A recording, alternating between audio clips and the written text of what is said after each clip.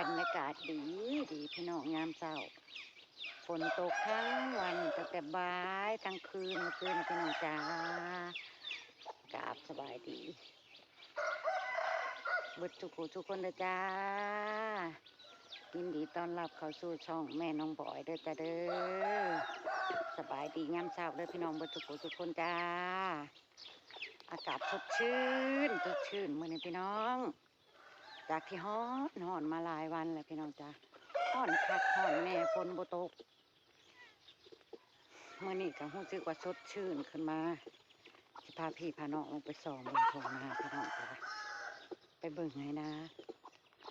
เป็นจังไดเป็นตาสิได้หวานเขาหวานน้ำบ้านนี้เป็นตาสิได้เฮ็ดนาบ่ทรงคือได้พี่น้องไปน้ำกันไปเบิ่งน้ำกันโอ้ยมุมนี้ไปเลยยังกันนี่มูกะจิไปนะแม่บ่ลูกโอ้ยไปกับมูคนงามเฮ็ดยังนั่น ทั้งกี่ทั้งยังขนาดฝนตกแห้งป่านนี้ยังบ่ได้มีน้ำพี่น้องเอ้ยความแห้งเพราะว่าฝนเพิ่นเพิ่งตกแต่แถบอื่นเพิ่นก็ตกมาหลายเทื่อแล้วล่ะแต่แถวบ้านแม่น้องบ่อยฝนบ่ทันได้ตกพี่น้องเพิ่งสิมาตกเมื่อวานนี่ล่ะโอ้ยสดชื่นรู้สึกว่าอากาศเย็นลงไปเบิ่งแม่น้องบอกกว่านเขาไว้เลยล่ะ2 ให้ 3 ให้เพิ่นมาปรับไม้แล้วก็ว่านให้เพิ่นตีดินว่านเลยพี่น้องไปเบิ่งว่าโดนฝนแล้วจะเป็นจังไดว่านทิ่มไว้แต่ตอนแห้งๆพุ่นล่ะเพิ่นก็คือสิ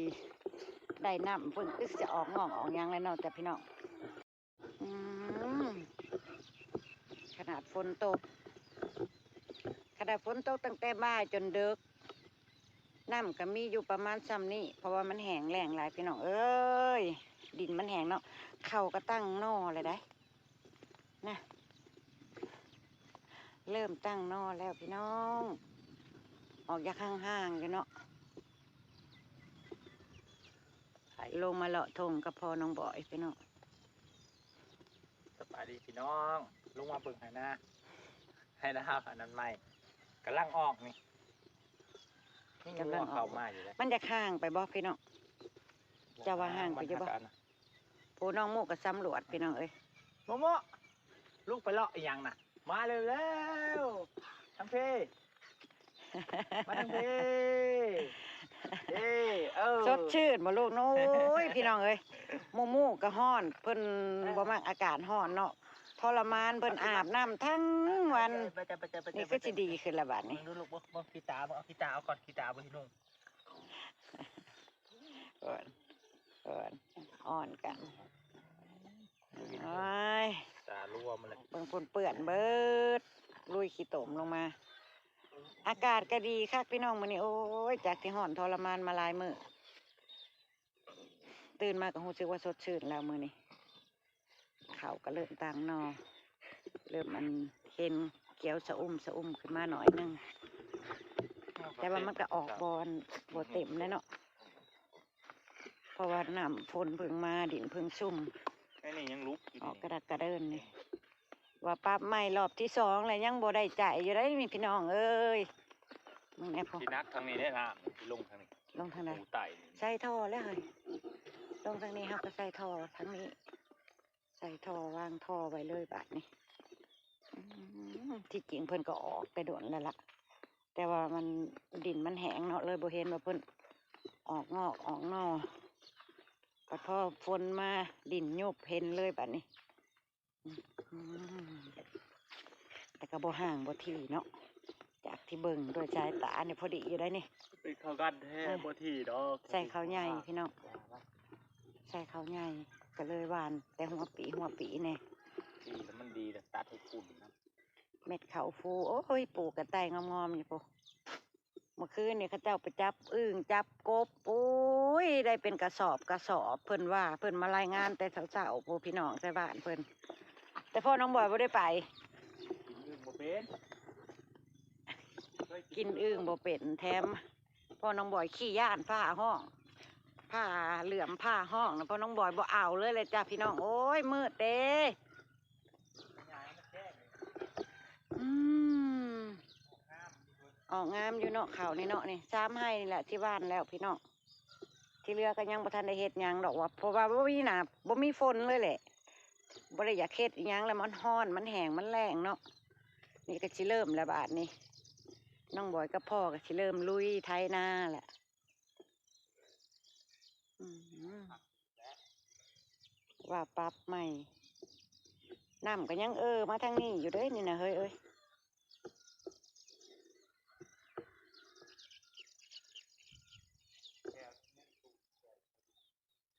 หึ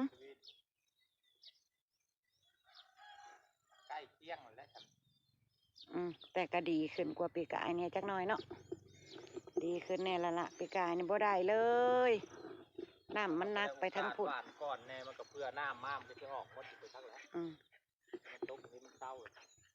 แมน หมดเลยแล้วไปทักไปเดินแล้วแบบเป็นแน่มันเป็น แต่ก็โอ้ยเม็ดข่าวพูดนี่นกแล้วสิมาเก็บชุมมันพูเดี๋ยวบ่มีโอกาสที่ได้ออกดอกนกเก็บไปกินเบิดหาเสียบไฟลัดไว้อย่าให้งัวเขามายำเพราะว่าคันหน้ากะปรับใหม่เฮ็ดใหม่แน่งัวกับบ่ทันเบิ่งแน่พี่น้องความแห้งความแรงแซ่เบิ่งบ่มีอีหยังที่เป็นเขียวๆเลยค่ะมีแต่ดินแห้งๆค่ะงัวกล้วยกระจ้อยจนบ่มีหญ้าให้กินเนาะปล่อยไปก็ปล่อยไปซื่อๆแล้วบ่ได้มีหยังให้กินหาหุบกินเฟืองน้ำทงกับเฟืองกะบ่เป็นตาอยากเนาะอีกจักประมาณอาทิตย์หนึ่งคือสิได้กินดอกหญ้างัวกล้วยก็ได้แต่สิโตนแห้งแหลงโผดโพลูกสาวข่อยนำหนาปิ้นใช่นี่มันชุ่มมันออกเงาสิมันออกแถวมุงกองเพื่องเลยมันชุ่มแล้วมันออกผลมุ้งออกได้ประมาณนี้ก็โอ้ยถือว่าสุดยอดแล้ว ถ้ามันออกคำนี้เดี๋ยวพย่านแล้วงามถือว่าได้ใจอยู่บ่ห่างบ่ที่มันแตกกอยุเขาห่างมันก็แตกตัวที่มันบ่แตกตัวอะไรปีที่แล้วนี่โอ้ยปลาบวกกับพอน้องบอย3เป็นอาทิตย์เป็นเดือนเนาะห้องน้ำมันบ่ทั่วบ่เทิงมันก็บ่ออกบ่ยังมองมันออกแล้วมันก็ท่วมเปื่อยตาย3ได้ก็บ่ขึ้นเขานะ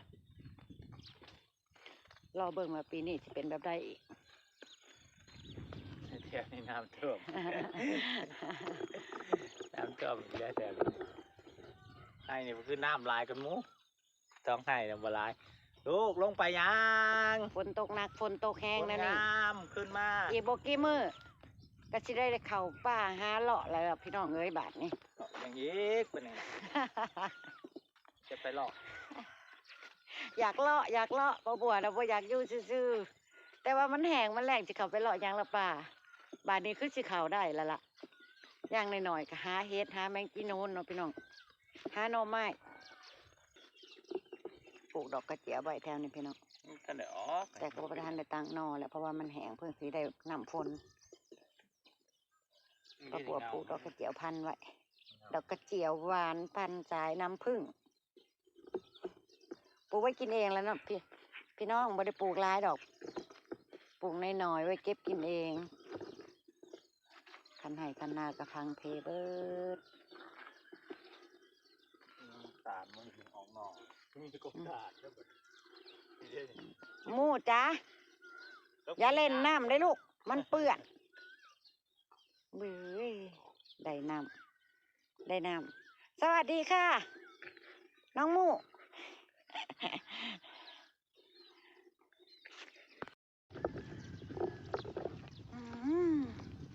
ลมเย็นบรรยากาศสดชื่นหันใจได้เต็มปอดพี่น้องเอ้ยจากที่สูดดมเอาฝุ่นมาหลายมื้อหลายวันหลายเดือนมื้อนี้ล่ะรู้สึกว่าหันใจโล่งคันให้คันนากับแปมแปะไปเลย ไปกลับบ้านเฮากลับบ้านเฮาหมูหมูพาหมูหมูมาออกกำลังกายยามเช้าเนี่ยพี่น้องกลับบ้านไปเตรียมการเช็คขาดเช็คไทยให้ไทยหน้าแล้วเนาะบัดนี้เนาะใจซื่นขึ้นมาจากเฮ็ดแล้วล่ะพี่น้องบาทนี่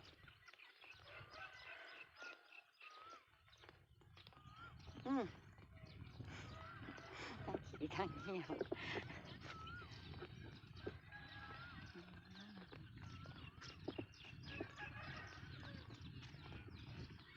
ฝนตกแบบนี้ก็รอลุ่นแล้วว่าเฮ็ดสิออกมือใดอยากอยากเข้าป่าเก็บเห็ดเด็ดพี่น้องเอ้ยเห็นแต่อันพี่น้องทั้งอันฝั่งไทยเพิ่นตกดีเนาะแถวอุบลเพิ่นเก็บเห็ดไทยนะบ่ตะวันบ่แม่นบ่คืนกับไปห่วมอวยพรวันเกิดเจซีพี่น้องแต่ว่าโอ้ยฝนตกบอกกับบ่ได้อยู่ดนอวยพรเพิ่นแล้วก็กลับบ้าน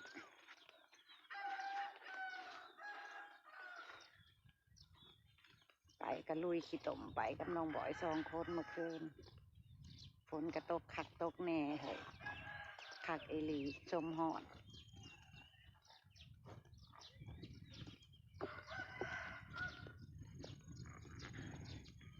มาเด้อมาเด้อจูมูเร็วสิเริ่มเห็นยังก่อนมือนี้เถ่าเปลี่ยนตีนรถเปลี่ยนน้ำมันเครื่องรถมื่อนี้นะเซ็กไทยไว้พากันลุยเสร็จให้แล้วน้องบอยกลับมาแล้วจากไปทำงานมาซอยพ่อพี่น้องเอ้ยพ่อก็ผู้เดียว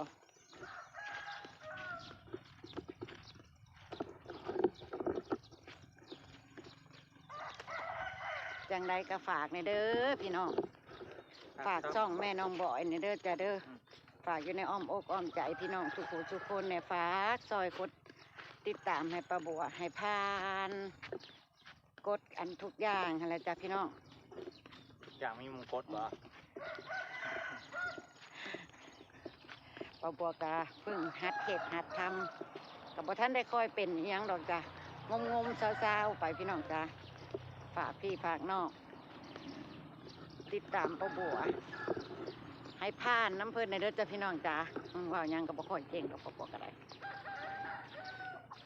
ฝากติดตามฝากเบิ่งฝากตีส้มป้าบัวฝากแนะนำป้าบัวยินดีรับฟังทุกเรื่องทุกราวเด้อพี่น้องเด้อพี่น้องมีหยังกับฝากตีส้มป้าบัวได้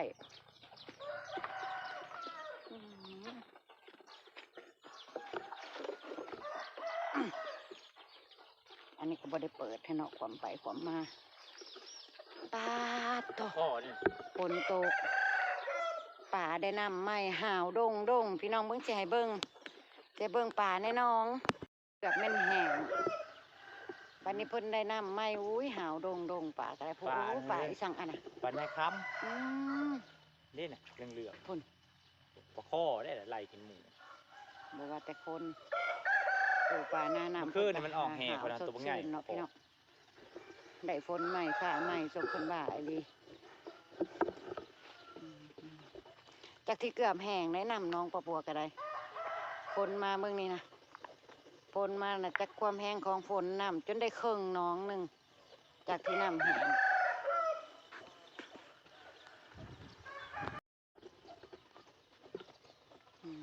เฉิบพี่น้องเอ้ยบรรยากาศยามเศร้าๆดูสดชื่นมะม่วงก็เริ่มสุกแล้วมะม่วงพ่อใหญ่ปลูกไว้เริ่มสุกแล้วพี่น้อง